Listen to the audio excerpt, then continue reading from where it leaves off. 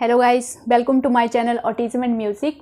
मैं हूं कोमल ठाकुर और आज का वीडियो बहुत ही इंटरेस्टिंग होने वाला है गाइस। एक्चुअली हम सब लोग चाहते हैं गाइस कि हमारे ऑटिस्टिक बच्चे दूसरे बच्चों के साथ इन्वॉल्व हों, हम उन्हें दूसरे बच्चों के साथ खेलते हुए देखें।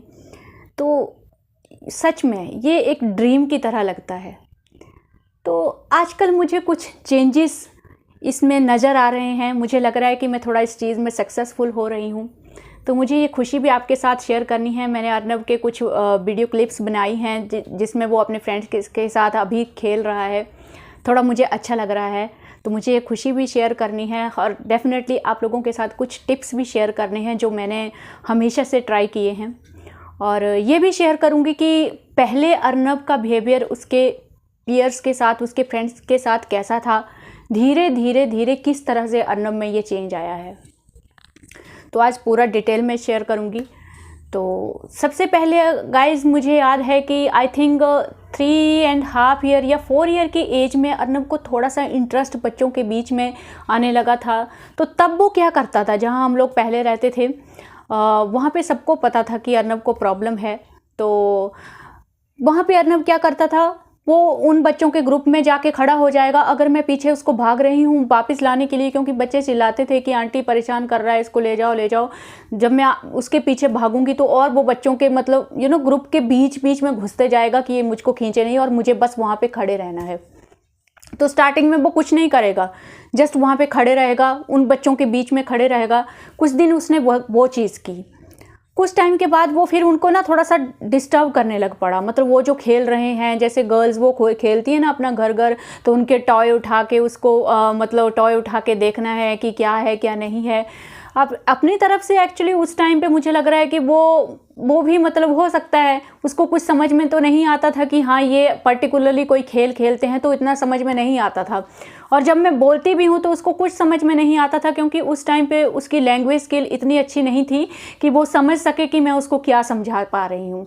उस टाइम तो उसको ये भी पता नहीं चलता था कि क्या रॉन्ग बिहेवियर है, क्या राइट बिहेवियर है, कुछ पता नहीं चलता था। आपको मैंने पहले भी बताया था कि पहले तो वो बच्चों की आइज़ में मिट्टी फेंक देता था, तो कुछ आइडिया नहीं था। तो ये चीज़ें धीरे धीरे मुझे टाइम लगा उसको सिखाने में कि क्या रॉन्ग बिहेवियर है और क्या राइट बिहेवियर है। सिखाया कैसे? मैं पहले भी बोलती हूँ कि जो भी चीज़ सिखानी है उसके लिए आपको एक प्रॉपर सिचुएशन, एक अपॉर्चुनिटी बच्चे को क्रिएट करके देनी पड़ेगी।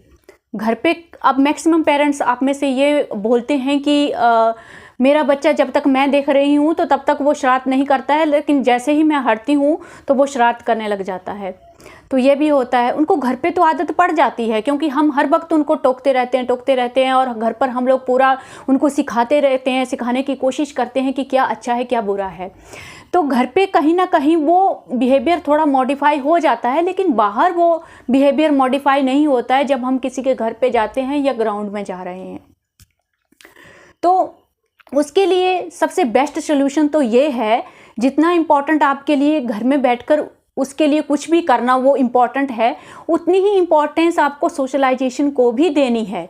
सोशलाइजेशन आपको सोशल प्लेटफॉर्म पे ही इम्प्रूव करनी पड़ेगी, मेरा मानना ये है। जहाँ तक मैंने अर्नब में चेंजेस देखे हैं, उसकी जो सोशलाइजेशन है और उसका बिहेवियर उसमें जो मॉडिफाई हुआ है, तो वो मेरे एफर्ट्स हैं गाइस। आप मेरी कॉलोनी में आएंगे तो मुझे और अर्नब को लगभग हर आदमी जानता होगा, स्कूल के बच्चे तो सब जानते हैं, क्योंकि उन सबको पता है। उन लोगों ने बचपन से मुझे देखा है और आज भी वो लोग देखते हैं कि मैं इसके साथ हूँ, बच्चों के साथ मैं पूरा खेलती हूँ, इसको भी उनके उसमें मतलब थोड़ा इन्वॉल्व करने की कोशिश करती हूँ। तो सबको मेरे एफर्ट्स के बारे में पता है कि मैं कितनी ज़्यादा सिंसियर हूँ उस चीज़ के लिए। तो ये प्रेज़ नहीं है गाइस, मैं अपनी प्रेज़ नहीं कर रही हूँ, लेकिन एक तरह से मैं ये समझाने की कोशिश कर रही हूँ गाइस कि अपना जो फेयर है ना, जो हमारा डर है, उससे हम लोगों को बाहर निकलना पड़ेगा। इस चीज़ के लिए ये सबसे पहली डिमांड है, अगर आप अपने बच्चे को सोशलाइजेशन सिखाना चाहते हो तो स्टार्टिंग में मुझे भी बहुत डर लगता था। जैसे ही मैं ग्राउंड में जाऊंगी, अर्नब कुछ अजीब सी हरकतें करेगा, दिमाग में ये चल रहा है, बाकी पेरेंट्स को भी पता चल जाएगा, कहीं वो अपने बच्चों को रोक तो नहीं लेंगे इसके साथ खेलने से। या फिर क्या होता था कि जैसे ही कोई पेरेंट्स उसके नज़दीक आएगा तो मतलब जैसे अगर वो बच्चों के बीच में खेल रहा है तो थोड़ा मैं फिर भी शांत रहती थी कि ठीक है, लेकिन जब पेरेंट आता था तो मैं स्टार्टिंग में क्या करती थी कि इमीडिएटली उसको वहाँ से निकाल लूँगी। मतलब मैं खुद बर्दाश्त नहीं कर पाती थी कि कोई मेरे बच्चे को कुछ अजीब समझे। तो सेम सिचुएशन आपकी भी होगी, डेफिनेटली आप भी अभी यही फील करते होंगे। धीरे धीरे मैंने क्या किया, धीरे धीरे उस सिचुएशन को मैंने सॉल्व किया। कैसे सॉल्व किया? रोज़ जाना है ग्राउंड में। धीरे धीरे क्या हुआ कि वो पेरेंट्स, उनको दिख जाता था जैसे ही मैं बच्चों के बीच में थोड़ा अर्नब को, वो देखते थे कि ये एक्स्ट्रा एफर्ट हो रहे हैं इसको इन्वॉल्व करने के लिए, वो दिख जाता है उनको। तो धीरे धीरे पेरेंट्स थोड़ा अप्रोच करने लगे मुझे कि क्या उसमें कुछ प्रॉब्लम है, क्योंकि अर्नब फेस से उसका पता नहीं चलता था। जैसे ही वो कुछ हरकतें करता या बोलता तभी पता चलता था कि वो ऑटिस्टिक है। तो फिर मैं थोड़ा थोड़ा ना बोलने लगी, मतलब कि हाँ थोड़ा प्रॉब्लम है। इतना ज़्यादा क्लियर नहीं बताती थी कि ऑटिस्टिक है, मैं ये बोलती थी कि हाइपर एक्टिविटी है जिसकी वजह से थोड़ा उसका कम्युनिकेशन जो है वो डिले हो गया है। तो स्टार्टिंग में ये सब किया है मैंने, आप सब भी करते होंगे। मुझे लगता था कि अगर मैं ऑटिज़म बोलूँगी कोई नहीं समझेगा और कोई सपोर्ट नहीं करेगा मेरे बच्चे को। तो स्टार्टिंग में ऐसा होता था। ऑब्वियसली जो आपके लिए कंफर्टेबल है, आप नहीं बताना चाहते हो मत बताइए, वो चीज़ मैटर नहीं करती है। हमें किसी तरह से अपने बच्चे के लिए सपोर्ट क्रिएट करनी है। धीरे धीरे पेरेंट्स लोग अपने बच्चों को समझाने लगे कि हाँ इसको प्रॉब्लम है और तुम इसके साथ खेलो, और वो लोग अपने बच्चों को भी थोड़ा सा मतलब समझाते थे। और ऐसा होता है कि बच्चे जो हैं अपने पेरेंट्स की बात कहीं ना कहीं मान लेते हैं। तो बच्चे क्या करते थे कि अर्नब को अलाउ करते थे अपने ग्रुप में। तब अर्नब इतना कुछ फॉलो नहीं करता था उनको, वो जस्ट क्या करेगा, आसपास घूमते रहेगा, कुछ भी कॉपी नहीं करेगा, कुछ भी इंटरेक्शन नहीं करेगा। तो ये तो थी स्टार्टिंग। बहुत टाइम तक अर्नब ने ऐसा ही किया। कुछ टाइम के बाद उसने फिर से बच्चों में इंटरेस्ट लेना छोड़ दिया। क्यों?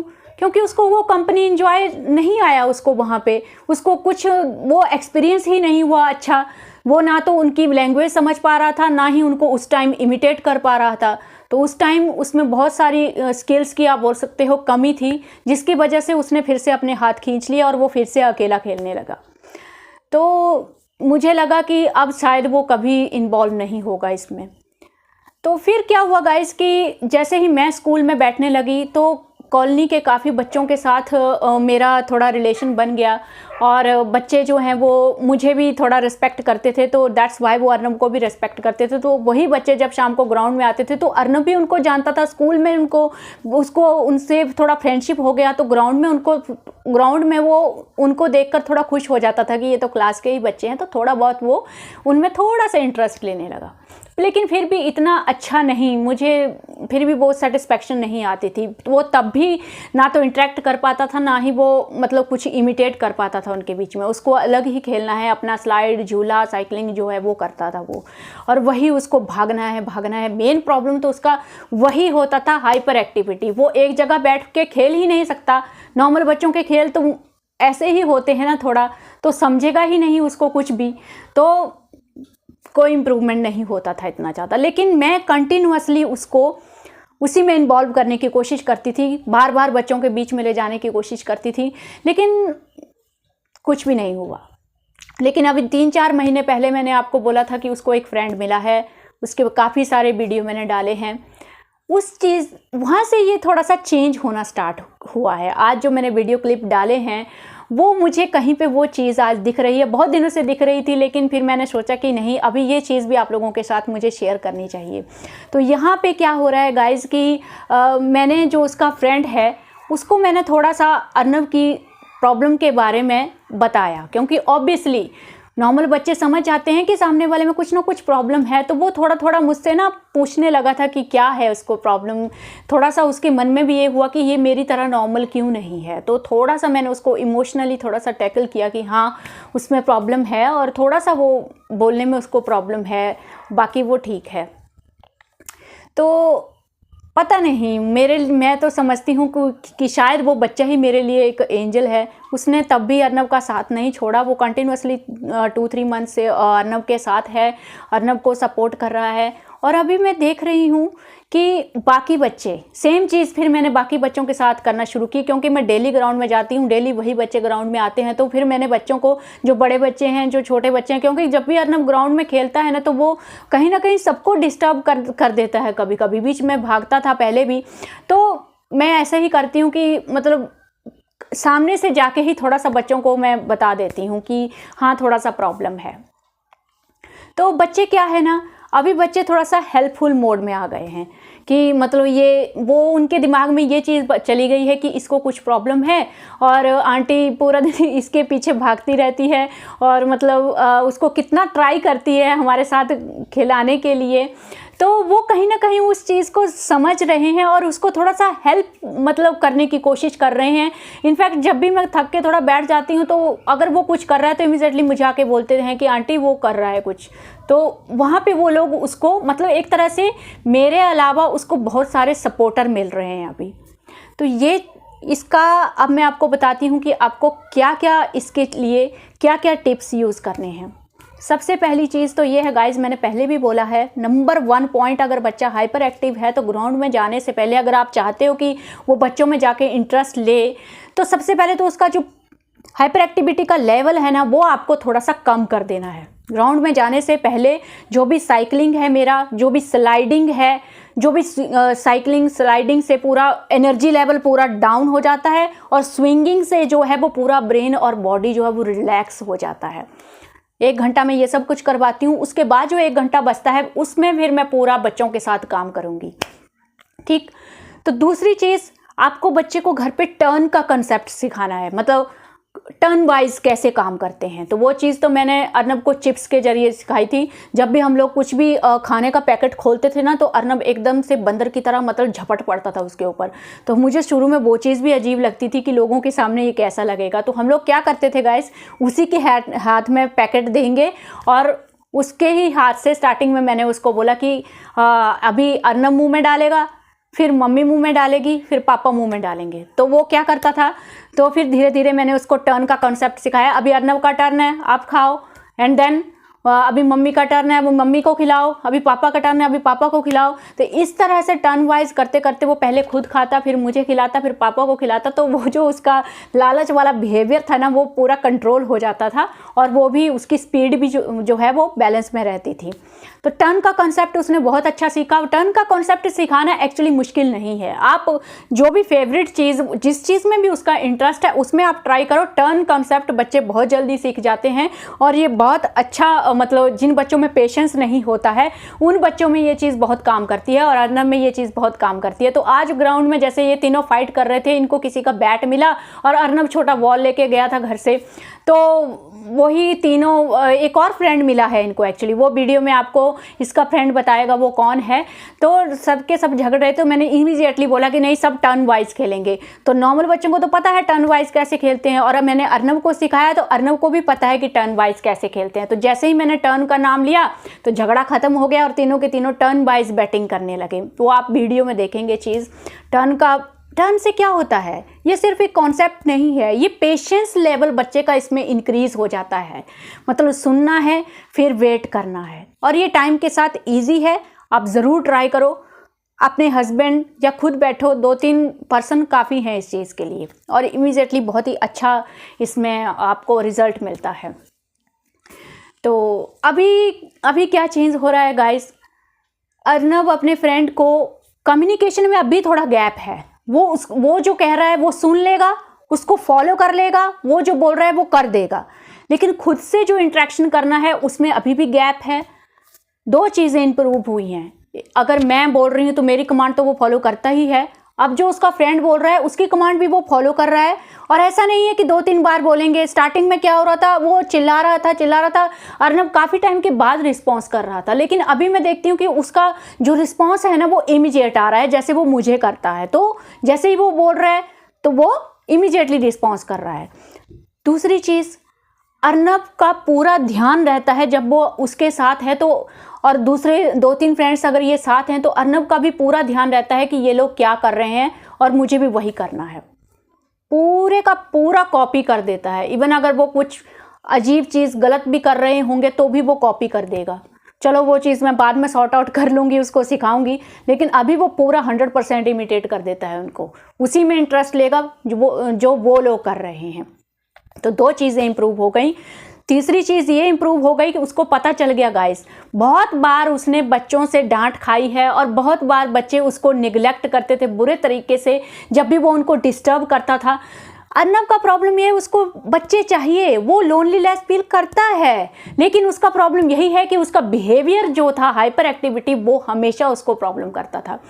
तो धीरे धीरे बहुत टाइम लगा गाइस। वो अर्नब को बहुत बैड एक्सपीरियंस होता था जब उसका मन करता था कि मैं बच्चों के बीच में खेलूं। वो क्या होता था स्टार्टिंग में, क्या होता था गाइस, वो अपनी तरफ से जब उसने एफर्ट लगाना शुरू किए कि मुझे बच्चों के साथ खेलना है ना, तो वो क्या करता था, उनके बीच में जाके थोड़ा थोड़ा इमिटेट करेगा। जैसे बच्चे एक दूसरे को हग करते हैं, टच करते हैं या बीच में चिल्लाते हैं, तो वो सेम टू सेम बीच में कर रहा था। वहाँ से मुझे लगा कि अर्नब उन बच्चों के बीच में जाना चाह रहा है और वो उस चीज़ को ट्राई करना चाहता है।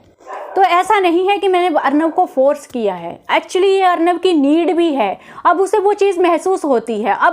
अब ये जो फ्रेंडशिप वाली जो फीलिंग है वो मैं नहीं दे सकती हूँ अब उसे। अब वो समझता है कि ये जो फ्रेंडशिप वाली फीलिंग है ये दूसरे बच्चे ही इसको दे सकते हैं। अब वो चीज़ उसके दिमाग में चली गई है, पहले वो चीज़ नहीं थी। उसको पता है कि मम्मी का क्या रोल है और फ्रेंड्स का क्या रोल है। तो वो आप वीडियो क्लिप्स में देखोगे एक्चुअली। तो ये चीज़ें जो हैं गाइस, कहीं ना कहीं आप में से बहुत सारे ऐसे पेरेंट्स होंगे जिनको ये चीज़ महसूस हो रही होगी कि उनके बच्चे दूसरे बच्चों के बीच में जाना चाह रहे हैं। तो इसके लिए और भी एक सबसे बड़ी इम्पॉर्टेंट चीज़ है गाइस कि आपको बीच में जाना पड़ेगा। आपको उन बच्चों को समझाना पड़ेगा कि आपके बच्चे के साथ कैसे खेलना है और आपके बच्चे में जो बैड बिहेवियर है थोड़ा थोड़ा, उससे उन बच्चों को थोड़ा सा बचाना है और वहीं पे बच्चे को समझाना है। बार बार जब आप रोकते हो और बच्चा भी जब देखता है कि मुझे अच्छा रिस्पांस नहीं मिल रहा है, मुझे बच्चों के बीच में जाना है लेकिन बच्चे बार बार मुझे बाहर खदेड़ रहे हैं, मम्मी भी मुझे डांट रही है, तो ऐसे ऐसे क्या करते करते ना बैड एक्सपीरियंस होते होते वो चीज़ दिमाग में आ जाती है कि अगर मैं ऐसा करूँगा तो फिर से मुझे बाहर निकलना पड़ेगा और मम्मी मुझे यहाँ से ले जाएगी और मम्मी भी गुस्सा करेगी। ये चीज़ अर्नब के साथ बहुत बार हुई है। बहुत बार मुझे तकलीफ़ होती थी इस चीज़ से, जबकि मैं जानती हूँ कि मेरा बच्चा बच्चों के बीच में जाना चाहता है, लेकिन फिर भी मैं खुद उस सिचुएशन से थोड़ा सा डिमोटिवेट हो जाती थी और उसको वहाँ से ले जाती थी। लेकिन धीरे धीरे वो मेल्टडाउन मुझे समझ में आने लगे, अर्नब का जो दुख है, जो पेन है, वो समझ में आने लगे। तो फिर मैंने उसको बहुत हेल्प किया उस चीज़ में।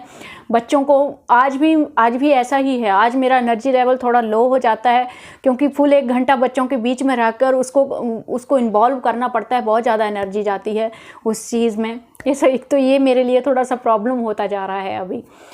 तो अभी जो है एटलीस्ट जो इम्प्रूव हो गया, मुझे लगता है कि आगे जाके और इम्प्रूव होगा। मैं बस लास्ट जो अभी चीज़ बची है कि अर्नब खुद से भी उनके साथ इंटरेक्शन करे, जस्ट एक लास्ट पॉइंट ये बचा है, तो अर्नब परफेक्ट हो जाएगा दूसरे बच्चों के बीच में खेलने के लिए। तो चीज़ें स्टार्टिंग में आपका डर भी होगा, आप डिमोटिवेट भी होंगे, लेकिन मुझे नहीं लगता कि मेरी अप्रोच जो मैं आपको बोल रही हूँ, मुझे नहीं लगता कि इससे बेस्ट और कुछ तरीका हो सकता है। तो आप मुझे बताइए। इसके लिए कंपलसरी है कि आपको बच्चों के बीच में जाना पड़ेगा। और ये थोड़ा सा फेयर आपके दिमाग में रहेगा कि लोग क्या बोलेंगे, लोग मेरे बारे में क्या सोचते थे। काफ़ी टाइम तक मेरे साथ भी यही होता रहा, लेकिन फिर अपने आप पेरेंट्स जो वहाँ पे होते थे वो हमारे एफर्ट्स को देखते हैं, वो समझ जाते हैं, वो उस फीलिंग को देखते हैं गाइज। हम जिस डिवोशन से अपने बच्चों के साथ काम करते हैं वो उनको दिख जाता है और पेरेंट्स समझ जाते हैं उस चीज़ को। तो धीरे धीरे वो खुद जब आपको अप्रोच करने लगते हैं, आप भी उनके साथ बात करते हो, तो ऐसे लगता है ये हमारे फैमिली मेम्बर ही हैं। तो इतना ज़्यादा ऑड नहीं होता है। आप जस्ट एक स्टेप लो गाइज। पहला स्टेप लेना मुश्किल होता है, धीरे धीरे अपने आप रास्ता निकलता है। अगर आप ट्राई ही नहीं करोगे तो वो चीज़ कभी नहीं होगी, ये प्रॉब्लम है। अगर ट्राई करके नहीं हो रही है तो फिर भी दिमाग में रहता है कि ट्राई किया था, नहीं हुआ। लेकिन ट्राई ज़रूर करना चाहिए, हर चीज़ के लिए ट्राई करना चाहिए। तो मुझे लगता है कि ये वीडियो जो है वो आपके लिए बहुत ही ज़्यादा हेल्पफुल होगा और जाते जाते जस्ट एक मैसेज देना चाहती हूँ, टाइम बहुत ज़्यादा हो रहा है इसमें गाइस, जस्ट लास्ट में एक मैसेज देना चाहती हूँ। मैं देख रही हूँ कुछ यूट्यूबर जो पेरेंट्स हैं, जो यूट्यूब पे ऑटिज़म के ऊपर वीडियो बना रहे हैं, उनमें से कुछ पेरेंट्स को थोड़ा बोलते हुए सुना है कि आप दूसरे के बोलने पे आएंगे तो आपका बच्चा ऑटिज़म के बारे में, ऑटिज़म से कभी बाहर नहीं आएगा। थोड़ा सा कहीं ना कहीं वो सुन के मुझे थोड़ा सा हर्ट होता है गाइज़, क्योंकि जो भी पेरेंट यूट्यूब के ऊपर ऑटिज़म के ऊपर वीडियो बना रहा है गाइज़, वो अपना करियर बनाने के लिए यूट्यूब पे नहीं आया है गाइज़। उसने अपनी लाइफ में कुछ एक्सपीरियंस किया है, उसने अपनी लाइफ में कुछ चेंज देखा है, उसने वो पेन फील किया है अपनी लाइफ में और कुछ अचीव किया है अपने एफर्ट्स के जरिए। तो हर पेरेंट की जो जर्नी है वो अपने आप में बहुत ही ज़्यादा मोटिवेशनल है और बहुत ही ज़्यादा रेस्पेक्टफुल है। तो मुझे नहीं लगता कि किसी भी पेरेंट को यूट्यूब पे आके ऐसे वर्ड्स यूज़ करने चाहिए, क्योंकि ये बहुत ही इंसल्ट है दूसरे पेरेंट्स के लिए जो ऑटिज़म के ऊपर वीडियो बना रहे हैं। मुझे तो लगता है आपके लिए हर उस पेरेंट का एक्सपीरियंस जो है वो इम्पॉर्टेंट है, क्योंकि ऑटिज़म, हर ऑटिस्टिक बच्चा अलग होता है और एक ही ऑटिस्टिक बच्चे में सारे डिसऑर्डर जो भी ऑटिज़म में इन्वॉल्व होते हैं, कॉम्बिनेशन है, वो नहीं प्रेजेंट हो सकते। तो आपके लिए तो वैसे भी यही फ़ायदा रहेगा कि आप हर उस पेरेंट को फॉलो करो जो यूट्यूब के ऊपर वीडियो बना रहा है ऑटिज़म के ऊपर, चाहे उसके 10 सब्सक्राइबर हों, चाहे वो 20 सब्सक्राइबर हों, वो चीज़ मैटर नहीं करती है। हिट एंड ट्रायल मेथड है, किसी का मेथड आपके ऊपर वर्क कर जाएगा, किसी का नहीं करेगा, किसी का किसी टॉपिक में वर्क कर जाएगा। तो आपको सारे मेथड यूज़ करने हैं, हिट एंड ट्रायल मेथड हैं, और किसी भी मेथड का रिजल्ट 2-3 मंथ्स में, कभी कभी तो 5 to 6 मंथ लग जाते हैं। पेशेंस भी रखना है और आप हर चीज़ को ट्राई कीजिए, क्योंकि हमने आपके बच्चे को पर्सनली नहीं देखा है, हम लोग एक जनरल आइडिया आप लोगों को देते हैं। आपके बच्चे का क्या इंटरेस्ट है, वो किस तरह से बिहेव करता है, उस हिसाब से आपको डिसाइड करना है कि क्या चीज़ बेटर रहेगी। तो मैं बाकी अपने जो मेरे फ्रेंड्स हैं जो यूट्यूब के ऊपर ऑटिज़म के ऊपर वीडियो बना रहे हैं, तो मुझे लगता है मैं उनको एक मैसेज देना चाहूँगी कि ये ऑडियंस को डिसाइड करने दीजिए कि उनको क्या करना है। हमारा काम है, जो हम लोगों को जो अचीवमेंट मिली है, जो इम्प्रूवमेंट हमने अपने एफर्ट्स के जरिए किए, हम लोगों को बस वो शेयर करना है, क्योंकि हमारे टाइम पे ये हेल्प हमारे लिए नहीं थी। तो हम बेटर है कि हम जस्ट अपने टिप्स शेयर करें, तो मुझे लगता है कि यही हम सबके लिए बहुत ही अच्छा रहेगा। सो चलते हैं अर्नव के वीडियो क्लिप्स की तरफ। Arnav's friend. Today I am going to play with Arnav. This video is going to be very fun. So let's start the video. Aunty मुझे मुझे Hello guys. Today Arnav and me has got a new friend. His name is Aldik. Aldik, come out here. हाँ चलो, अभी किसका turn है भाई? हाँ हाँ, अभी किसका टर्न है? Cricket player. हाँ, also studying। दो बॉल दो, ये लो मैं देती हूँ। आओ sorry. So let's start the video। हाँ चलो तुम खेलो अभी। अर्नव ने एक्चुअली फर्स्ट टाइम में क्रिकेट, उसको उसमें इंटरेस्ट आ रहा है, मैं देख। अभी अच्छू का टर्न है ना? हाँ, फिर अर्नव का टर्न आएगा। हेलो, आप खड़े हो जाओ, मैं देती हूँ। Very good. अभी कौन लाएगा अंदर से? वो भैया फेंकेंगे बॉल। भैया बॉल फेंको आराम से। इसको फिर से भागना पड़ेगा यार। जाओ ना, गटर से निकालो निकालो निकालो। निकालोगी? मैं आऊँ? हाँ आ जाओ। वेरी गुड, आ जाओ। डॉग आ रहा है, फिर आप डरोगे। हाँ रखो अभी, देखो। आ जाओ आ जाओ। हाँ करो करो अन्ना। हाँ वेरी गुड, जाओ लेके आओ। एक्चुअली जो जिस चीज़ में उसके फ्रेंड का इंटरेस्ट होगा, वो भी उसी चीज़ को सीखने में लग जाता है। एक्चुअली ये सही बात है। अभी वो हर चीज़ करना चाहता है वो जो दूसरे बच्चे कर रहे हैं, और ये अच्छा साइन है। को क्या मस्ती हो रही है। हाँ आगे करो और कराओ, कुछ और कर लो। अर्नव बहुत मस्ती करता है यार, परेशान भी बहुत करता है। वो देखो क्या हो रहा है। खोले गंदा तू अच्छे से।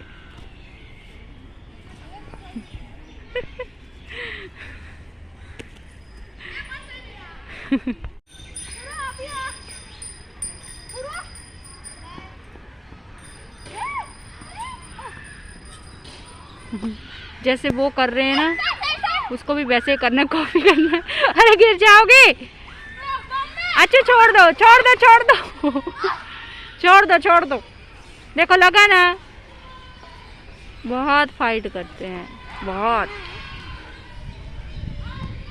देखो उसको दादी अभी खुद चढ़ रहा है। ये बात है कि बोलना इतना कॉपी नहीं करता, लेकिन एक्टिविटीज जो दूसरे बच्चे करेंगे वो कॉपी करता है। अभी अटक गए। और बीच में इसको हेल्प की जरूरत पड़ेगी ना तो इनको बोल लेता है, अन्ना भैया आ जाओ, अन्ना भैया आ जाओ। तो इनके बीच में रह के भी अभी सेफ महसूस करता है थोड़ा।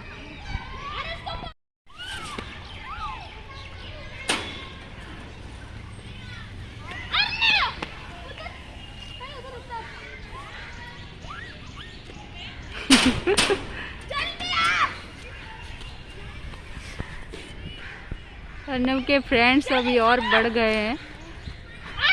अर्नव नो, अभी साइकिल नहीं, स्लाइड करेंगे, स्लाइडिंग स्लाइडिंग। अर्नव सुनो, फ्रेंड की बात सुनो बेटा।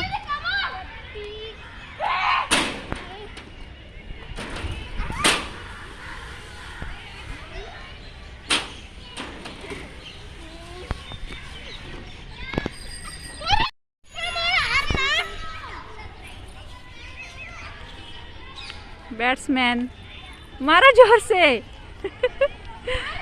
बैट बहुत हैवी है। हाँ भैया, अभी अन्ना भैया का टर्न।